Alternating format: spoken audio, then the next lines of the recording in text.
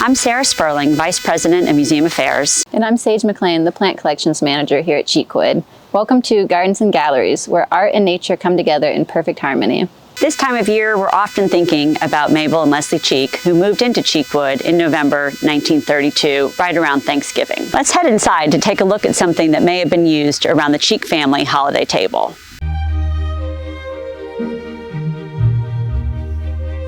As we approach Thanksgiving and think about gathering around the holiday table with friends and family, I want to take a look at some really special pieces from our collection here at Cheekwood. These are a place setting designed by Georg Jensen. They're sterling silver, and these are in the Acorn pattern. Rhoda was arguably the most important design collaboration at Georg Jensen, with their collaboration starting in 1904. The Acorn pattern is Jensen's best-selling and best-known flatware pattern of all time. It once included 220 individual pieces. Today, approximately 75 pieces remain in the service. We only have a small portion of this Acorn pattern in our collection with these place card holders. But as autumn is upon us and acorns start to fall from the tree, it's fun to see them this time of year. Like Sarah mentioned, acorns are starting to fall from the trees. We're out here in the gardens and I have two different types of acorns to show you today. So oaks play a pivotal role in our ecosystems, from sequestering carbon to managing our watersheds with their deep root systems. I have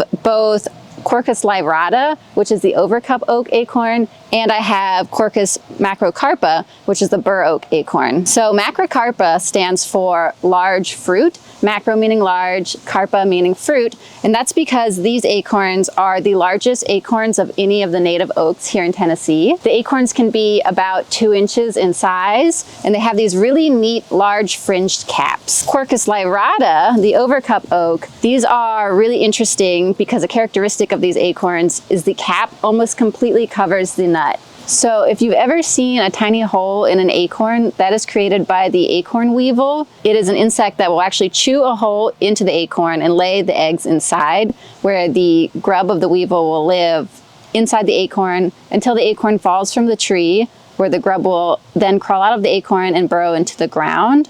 So it's like a tiny little world where the weevil will live most of its life. Both the overcup oak and the bur oak don't start producing acorns until they're about 35 years old, and will continue producing acorns until they're about 400 years old. Oaks go through irregular cycles of producing large amounts of acorns. Those are referred to as mast years, and scientists don't really know why oaks do this. They believe it could be brought on by environmental triggers like changes in weather patterns, or it could be a way for the oak tree to produce so many acorns that wildlife couldn't possibly consume them all, and some of the seeds will make it to germination.